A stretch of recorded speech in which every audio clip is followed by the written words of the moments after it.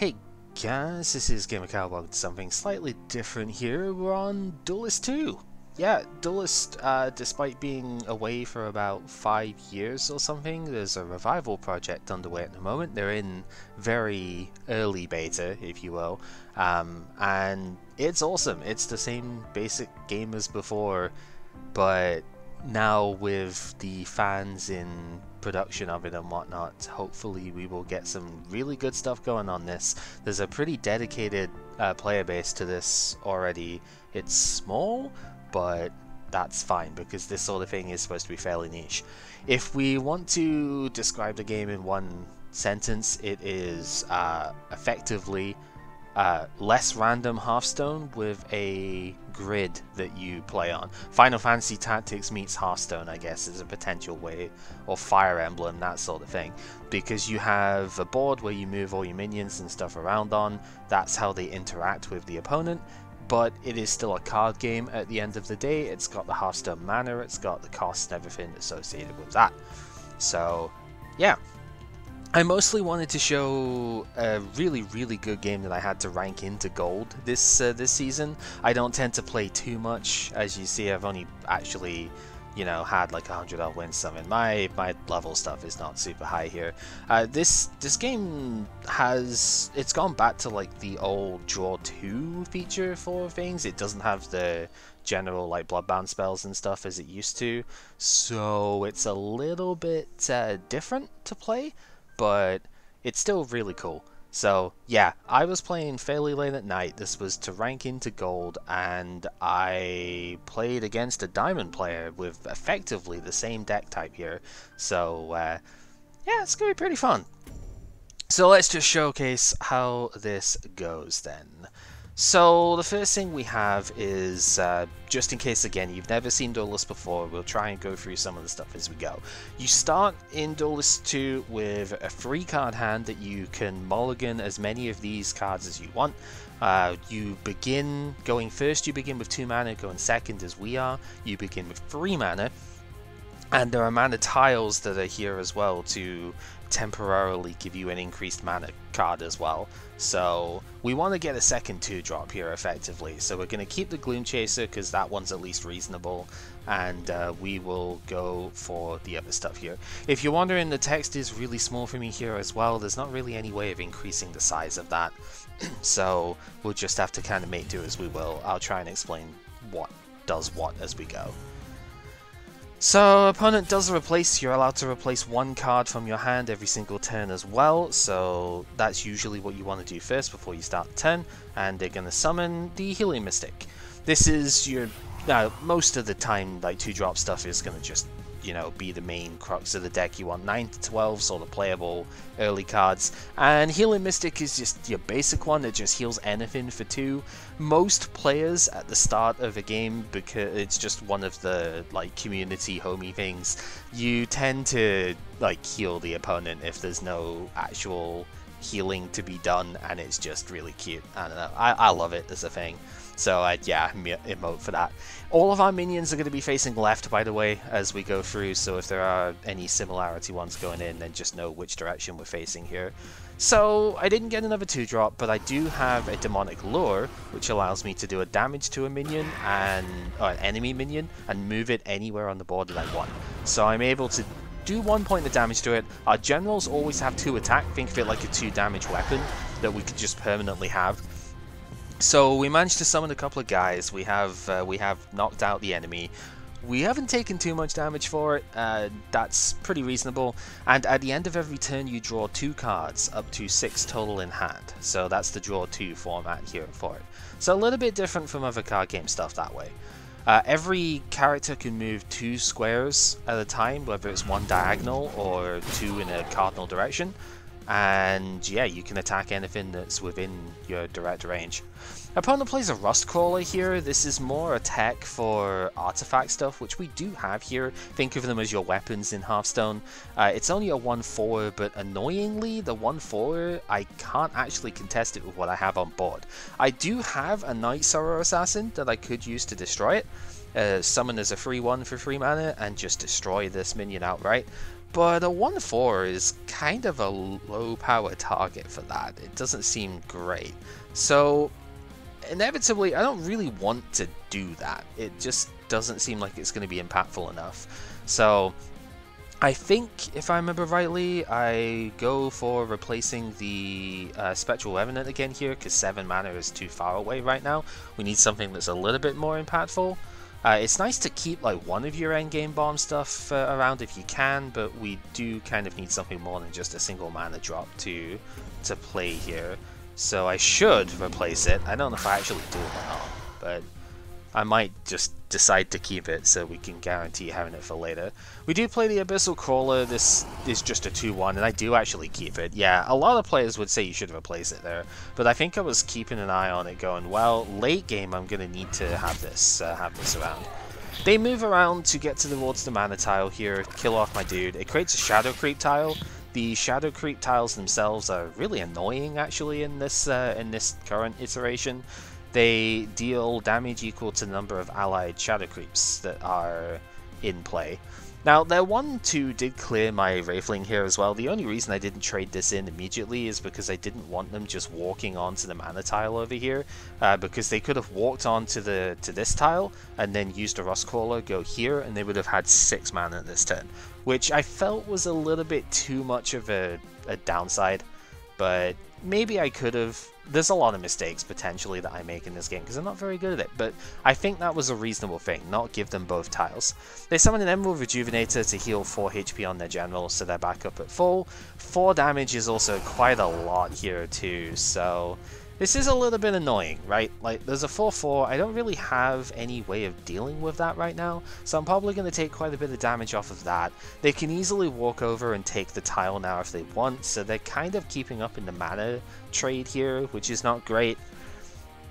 And honestly, yeah, there's not a lot that I like about this turn, to be honest, with what I have in hand at the moment. So here, I'm considering the Lightbender. This dispels all nearby spaces. If I put it here, then it's going to dispel the Abyssal Crawler, which is good because they don't get a Shadow Creep, but it dispels the spaces too. So the Mana Tile goes away and my Shadow Creep Tile goes away as well. Replacing into Grasp of Agony is pretty helpful here. Grasp will let me have a Dying Wish effect here, so we can make it so that if we apply it to, say, this enemy, which is what I'm actually going to do, then when this dies, everything else around it takes 3 damage on the enemy side. So we can now use Lightbender here to just dispel this guy, summon a 3/3 as well, and then Grasp of Agony on the Rustcrawler. We attack the Rustcrawler for 1, deals 3 damage to the general, and takes out the Abyssal Crawler. Importantly, their Abyssal Crawler, unlike mine that created this tile, because I dispelled it, they don't have a tile here. That is going to come up later on, so keep that in mind. So we still have a decent amount of cards in hand here as well. We're 2 mana away from using the Spec Rev, so that is the first of the win cons that we're looking for here. We are going to take quite a lot of damage off of this this guy. A Night Sorrow Assassin, unfortunately Lightbender is a 3/3, so he just kind of goes down here. And yeah, we're taking a lot of damage off of this, especially because, well, we kind of can't kill it with what we have here too.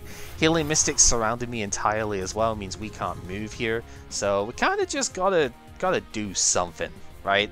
Night Sorrow can at least take out their Night Sorrow, so we can trade evenly enough there. We're gonna have to eat another 4 damage taking this thing out, which is not great. But I have 6 mana, I have my own Healing Mystics, so I can kind of play through this turn a little bit here. It's gonna hurt, but I'm gonna stabilize at least a little bit. So I put my stuff around the tile to kind of block it off here. I think this might have been the first mistake that I've had in a while. I do take him out as well. I think this is probably my first major mistake here. This Crawler, I think, should have gone here.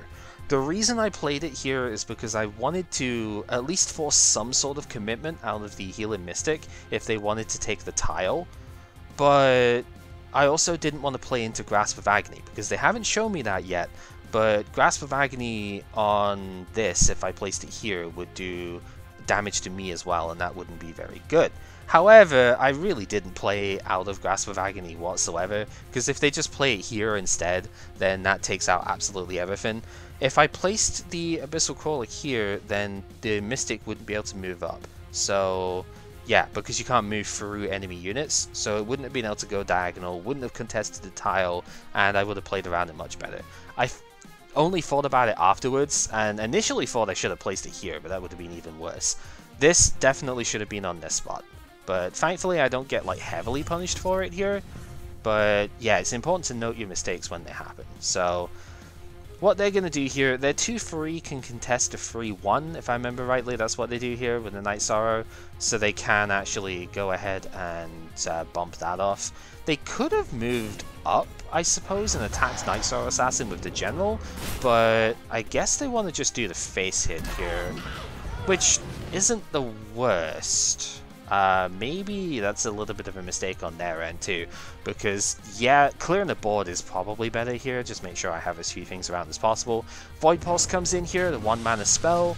I take 2 damage, they heal 3 on their general, and that's all they have for the turn. So I guess they really just didn't have anything to play in the first place.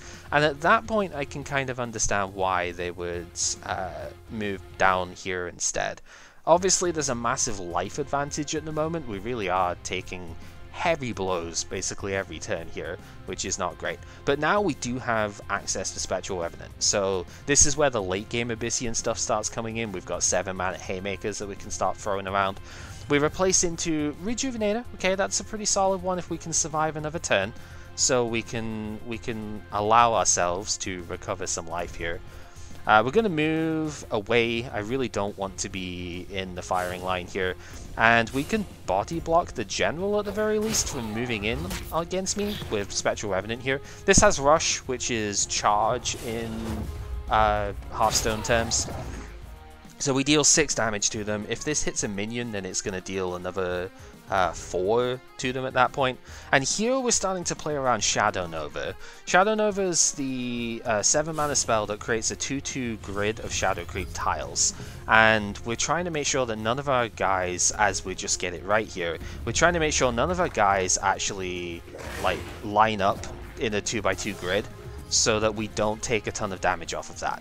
The Nova at this point, because I got rid of their tile before, is doing 4 damage to any of my guys that stay on these tiles at the end of their turn.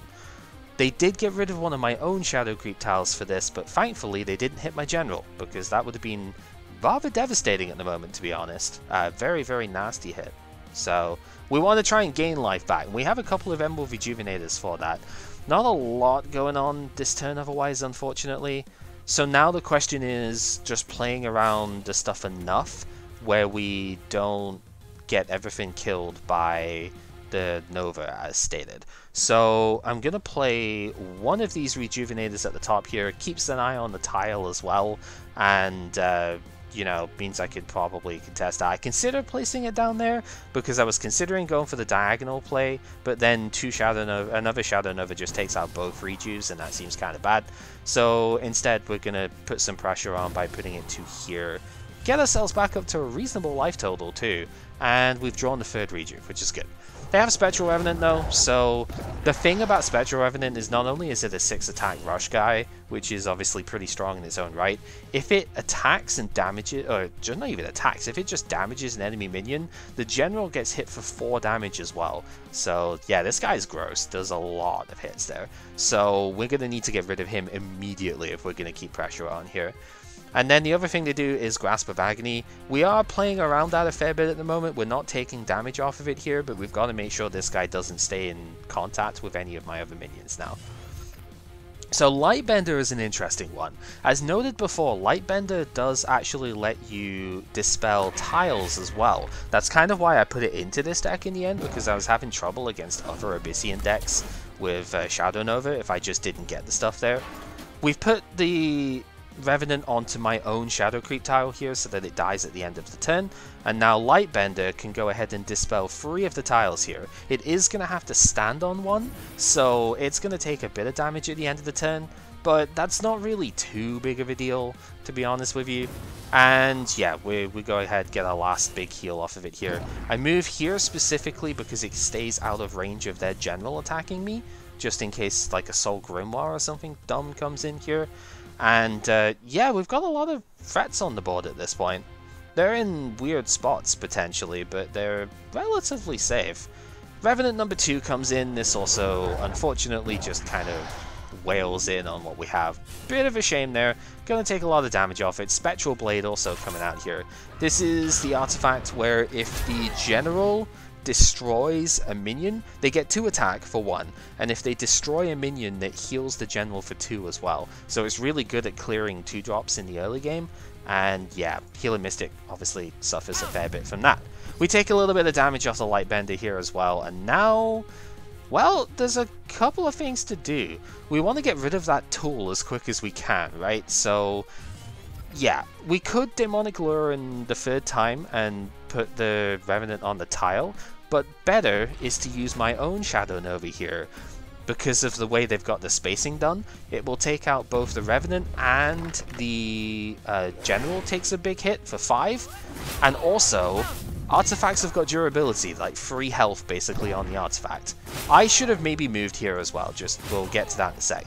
But as you see the result of this, we deal 5 to the General, 5 to the Revenant. The Revenant didn't damage a minion, so it doesn't damage me, and because of Grasp of Agony we do another free damage as well. Every time you damage the General whilst an artifact is equipped, one of the durability points goes away. And so yeah, we get rid of their healing pretty quickly off of that. Now I should have moved a little bit here as well. I was still kind of worried about moving into threat range, but this is just allowing them to retreat further across. I definitely should have moved I initially thought I should have moved here, but remember the Rejuve is affected by Curse of Agony, like the Grasp of Agony. So maybe what I could have done instead, actually, is move the Rejuvenator here, so I can go to this tile, and that stops them from running away in a like a decent direction without getting me caught by Curse of Agony. So I feel like I did mess up a little bit here, but it's not the worst in the world. So yeah, let's see how their turn plays out here, because I actually kind of forget. I think they killed a Rejuve, I'm pretty sure, but I forget how. Maybe, I think it might have been like a tiger or something. So they move across, like I said, retreating because I didn't push them enough here, which is my bad. Oh, they use their own Rejuvenator? Okay, so they're just healing up this turn a little bit. I'm pretty sure they take out mine as well. They've got a lot of cards in hand. Yeah, they Demonic Lure onto their tile. It's just to do the 1 point of damage here, because they have their own Saber Spine Tiger, which gives you, is just a, yeah, free mana, free damage spell almost. It's a rush minion, right? So, yeah, they actually get to kill it, which is pretty good. But now, like, I have another Revenant, actually, so now it's my turn, right? Like, I was gonna Demonic Lure this turn, but I can just go Spectral Revenant. I can move it in to pressure them down here, stop them from running too far up, and yeah, now I get to kill their thing. They've got 6 health left at this point, and yeah, now their turn to Demonic Lure my thing. So you see the mirror match sort of playing out here. Kind of definitely interesting the way this ended up turning out. So they are going to kill my Revenant with a Shadow Creep tile. That is a bit unfortunate. And because of the way, maybe because of the way I've moved, Grasp of Agony is going to get to do some damage here. That is the second copy from them, so worth noting that. And to just get bodies on the board, they're just going to summon a couple of bits here. Ephemeral Shroud is kind of good because it dispels one of my Shadow Creep tiles. So yeah, that's kind of nice for them. And I don't have, like, the 3rd Revenant. If I had the 3rd Revenant, this game would be over, because I just go here, Revenant play there, rush, and attack. But I don't have that, so we gotta kind of think of another way of... I don't think we can lethal with this hand, but we can certainly put some pressure on. So let's see what we are capable of. I think we can surround them, more or less, is the main thing here. But it does leave me open to a potential counterattack hit, which I didn't play around well enough, I don't think, but they've already played 2 Spectral Revenant, so, and they've only got 3 cards in hand. I was thinking, do they even have the 3rd Revenant? Probably not. So I attack the Ephemeral Shroud here, down to 8. If they have Revenant plus General Attack, that would actually be game here. But yeah, Saber Spine's Tiger coming in so I can put the Night Sorrow Assassin here, kind of block off as much as I can. And then I was thinking for quite a while, do I actually attack here? I ultimately decide yes, because again, I was like, if they have Revenant, then so be it. But if they don't have Revenant, then Shadow Nova would probably be really bad for me here. I just didn't want to, I didn't want them to actually, I thought the likelihood of them having Revenant was less than having like Shadow Nova kill guys off here and, you know, win that way. Because leaving them with 6 health, they had more, like, Spectral Blade could have been another thing with it. Healing Mystic also doing some extra health for them, and they just attack, and that's it. There's not really anything else they can do, and we drew the Shadow Nova, so we go for the well played. I'm about to play it down. They know what's coming off of it, and they just concede. So, yeah, we just had to move in and attack, basically, because we already had the stuff for it there, too. We could have just moved in, but Shadow Nova was funnier, so that's what we did. Yeah, absolutely ridiculous game off of it. Hopefully we could explain enough of the stuff as we go along, because this game is rather complicated, and my god do I mess up like all the time on this as well.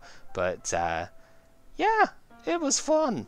That was a ridiculous game as a rank up into just gold here. Such is the way. I hope you enjoyed this though and found it at least a little bit interesting. I'm probably not going to do very much content on this game, to be fair, because again, I really don't play it that often, and I very rarely get a game as good as that. So yeah, don't expect too much out of this. Maybe the occasional stream, but that's more or less where we're at until like new stuff comes in. So yeah, till next time, thank you for watching and take care.